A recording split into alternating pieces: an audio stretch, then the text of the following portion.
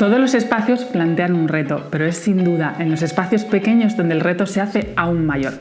Por eso, en el vídeo de hoy quiero contaros todas mis pautas, todos mis consejos que suelo seguir para diseñar el espacio pequeño con éxito.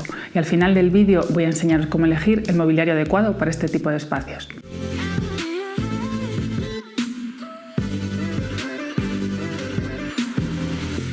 Hola, soy Miriam Gómez, arquitecta técnica y diseñadora de interiores. Bienvenidos a este nuevo vídeo y bienvenidos a mi canal, al que te recomiendo que te suscribas si no lo has hecho ya, para que puedas aprender de toda mi experiencia profesional. Está claro que si disponemos de grandes espacios como los que vemos en las revistas, pues es mucho más fácil a priori conseguir un buen resultado. En los espacios pequeños es donde tenemos que poner más a prueba todo nuestro ingenio y utilizar todas aquellas pautas y todos aquellos consejos para diseñarlo igual de bien y que el resultado sea igual de bueno o aún mejor. Que tengamos que seguir esas pautas no quiere decir que tengamos que renunciar a nuestro sello más personal. Podemos conseguir igualmente un espacio único, es decir, un espacio pequeño, bien planificado, puede resultar aún mejor que uno más grande. Por eso, el primer punto del que tenemos que partir es la planificación. Cuando no disponemos de demasiados metros cuadrados en casa, lo primero que tenemos que hacer antes de empezar con la fase de diseño es pararnos a pensar y a planificar. Pararnos a pensar cuáles son las necesidades que realmente tenemos en casa, cuántas personas vamos a vivir, qué costumbres tenemos, de qué manera vamos a habitar nuestra vivienda, quitar lo que sobre, lo que sea superfluo, lo que en principio simplemente se añade a una vivienda por costumbre, para así de esa manera poder ganar el máximo provecho a nuestros metros cuadrados. ¿Para qué quiero comprar el set de 6 u 8 sillas en la mesa del comedor? Para cuando vengan una vez al año las visitas y voy a tener en el salón 8 sillas ocupando espacio cuando realmente lo vamos a utilizar habitualmente 2 personas. Esto es mucho más fácil de solucionar si compro las 2-3 sillas que me hacen falta y el resto son sillas plegables que puedo almacenar o guardar en cualquier otra estancia. Si soy una persona muy dinámica, que siempre llevo prisa, acabo duchándome porque quiero salir rápido de casa, para que quiero tener una bañera en casa ocupándome un espacio grande en el baño cuando la voy a usar realmente un 1% de todo el resto del tiempo. O por ejemplo, preguntarnos ¿cuánta comida guardamos en la cocina por lo general? Porque si somos de los que hacemos compras diarias, si nos gusta ir al mercado y reponiendo las cosas según el menú, ¿para qué queremos tener una cocina llena de muebles con almacenaje si no los vamos a necesitar? A priori os puede parecer que esto tiene poco que ver con el interiorismo y en la decoración, pero creedme, muchas veces nos cuesta pararnos a pensar. Actuamos muchas veces por inercia o por las costumbres de las cosas que se suelen tener o que hay que tener en una casa. Y esto nos acaba llevando a cometer errores y sobre todo en viviendas que tienen pocos metros. A la hora de ganar espacio, una buena distribución puede ser uno de los factores claves que nos ayuden a conseguirlo. Esta es la segunda pauta que tenemos que tener en cuenta. Un buen recurso en lo que a distribución se refiere puede ser, por ejemplo, integrar y anexar espacios. De esta manera vamos a eliminar tabiques, vamos a eliminar divisiones, generando un espacio único. ¿Con qué ventaja? Pues no vamos a tener límites visuales que nos hagan los espacios más pequeños y además vamos a conseguir así que la luz se reparta mejor por todo el espacio, consiguiendo ópticamente ganar metros cuadrados. Si tenéis dudas sobre este tema, estará apareciendo por aquí arriba la tarjeta del vídeo que hicimos sobre cómo integrar espacios para que sepáis cómo hacerlo. Otra de las opciones que tenemos que tener en cuenta en cuanto a distribución es que tenemos que empezar a pensar tridimensionalmente. Y es que vivimos en volumen, vivimos en un espacio tridimensional, con lo cual la magnitud de la altura puede ser una magnitud muy interesante utilizar en espacios pequeños. Si tenemos, aunque el espacio sea pequeño, si es un loft, una estancia pequeñita, pero tenemos unos techos de gran altura, podemos jugar con estos, consiguiendo generar unos metros de altillo que nos sirva como almacenaje. Hay opciones incluso que podamos llegar a colocar una cama en un altillo o que encima de puertas o elementos altos podamos generar ciertas estanterías y zonas para guardar cosas. Todos tenemos cosas que guardar en mayor o menor medida y aquí viene otra de las pautas más importantes y es el almacenaje. Este tiene que ser lo más óptimo posible para poder ganar metros y espacio de almacenaje en un espacio tan pequeño. Lo ideal en estos casos, y aunque generalmente pueda ser algo más caro, es que optemos por diseños de almacenaje a medida, porque estos van a optimizar la superficie o el espacio que tengamos al 100%. Este es un claro ejemplo de los armarios empotrados. Cuando tú haces un armario empotrado a medida, se diseña con la dimensión que tú tienes, es decir, de lado a lado de la pared en la que lo queremos colocar, se aprovecha toda la altura y se diseña el interior según si necesitamos más baldas, cajones o las cosas que queremos guardar. Mientras que cuando compramos un armario ya hecho en una tienda, pues es muy probable que nos sobre dimensión, pues que igual a un lado del armario nos sobren 40 centímetros que perdemos y generalmente no suelen llegar hasta el techo, con lo cual ahí también estamos perdiendo algo de superficie de almacenaje. Es óptimo también que aprovechemos cualquier superficie o cualquier hueco perdido, como puede ser, por ejemplo, el hueco debajo de la escalera, que nos puede valer pues, para generar una zona de armario, una zona de almacenaje, como hemos dicho antes, pues la parte alta de una puerta para colocar una estantería o cualquier pequeño rincón que pueda estar creado por un pilar o algún elemento arquitectónico similar en el que podamos ocultar algunas baldas. Es decir, tratar de sacar siempre a medida huecos de donde podamos. La proporción es otro de los recursos que tenemos que tener en cuenta. De esa manera, con los mismos metros cuadrados, pero metiendo dentro elementos con la escala adecuada, conseguiremos que nuestros metros cuadrados parezcan muchos más. En cuanto a recursos arquitectónicos, si tienes una vivienda que es antigua o tiene cierto patrimonio histórico, pues es muy normal que puedas encontrar zócalos muy altos, rodapiés muy exagerados, molduras en el techo muy grandes, rosetones. Salvo que la vivienda tenga un patrimonio histórico, es preferible que prescindamos de esos elementos, porque lo que consiguen es empequeñecer el espacio, hacerlo más pequeño y encima mucho más recargado.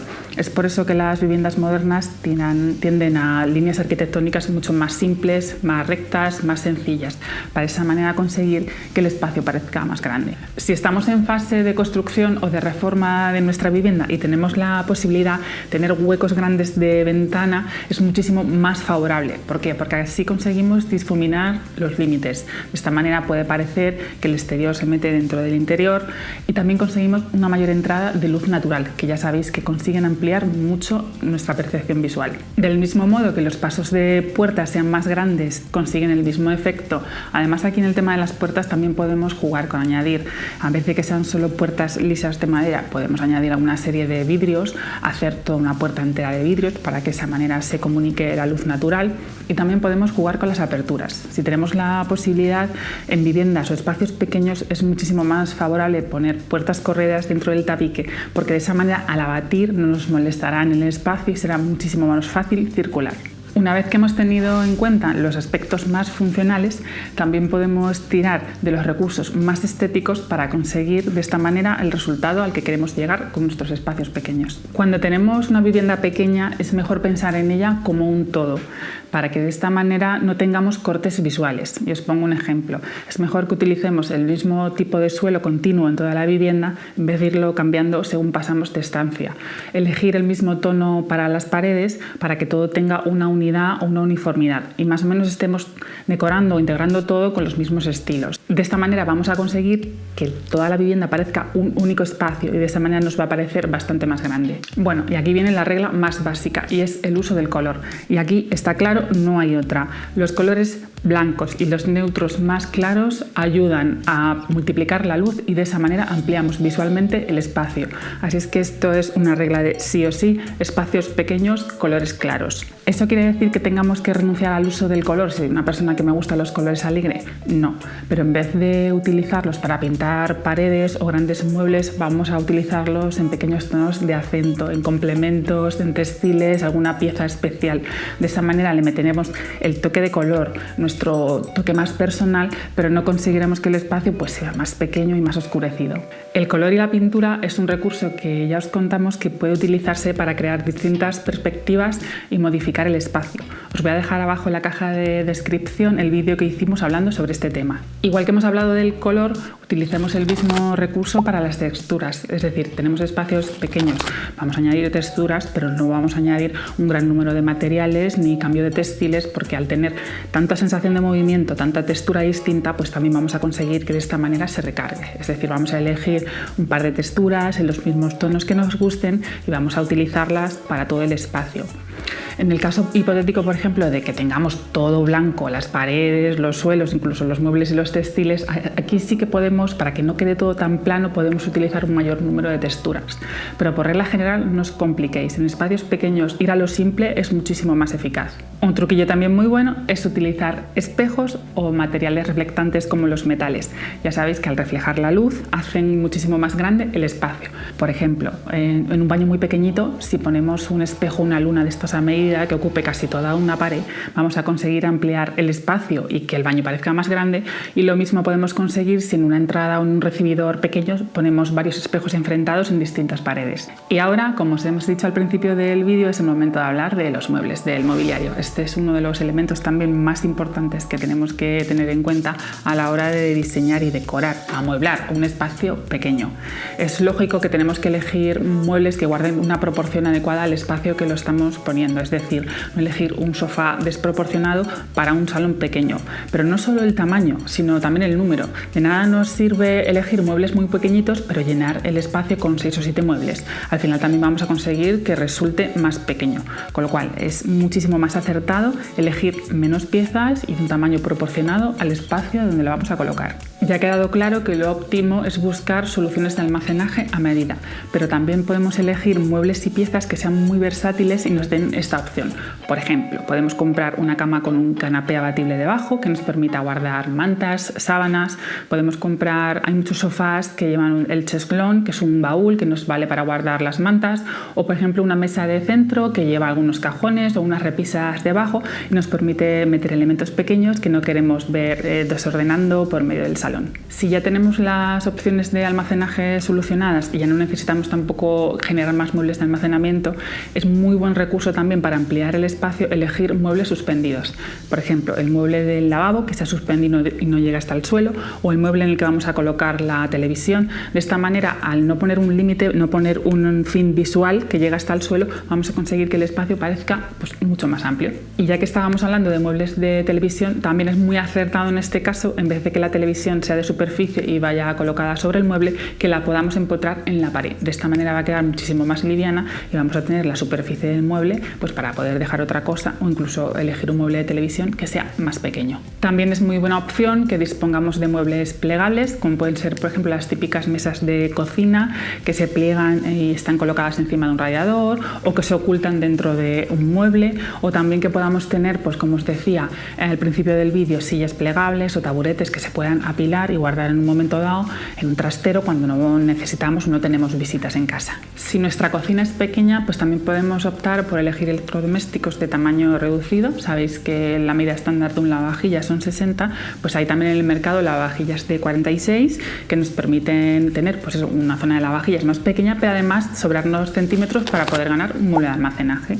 O también que podamos ir a opciones mixtas, como puede ser una lavadora secadora o un microondas y horno, o sea que sean electrodomésticos que nos puedan servir para varias funciones. Un buen ejemplo también es elegir una mesa de comedor redonda. Son mesas que son más fáciles de circular alrededor, no tienen esquinas, se puede sentar las personas o los invitados por cualquier lado. Suelen ser de dimensiones pequeñas, pero que se pueda hacer extensible cuando tengamos esa necesidad y tener una mesa de comedor mucho más grande. A la hora de elegir un mueble también hay ciertos recursos que podemos tener en cuenta para adaptarlos a nuestro espacio más pequeño. Por ejemplo, lo ideal es elegir muebles en los que predomine el aspecto lineal, es decir, que se desarrollen a lo largo del sentido horizontal y no en la altura.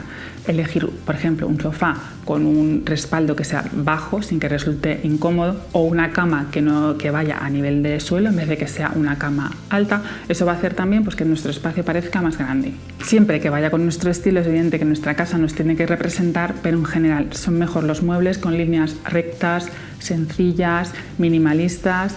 Puedes añadir alguna curva, algún elemento de adorno, pero en general cuanto más sencillo sea el mueble, más amplitud nos va a dar.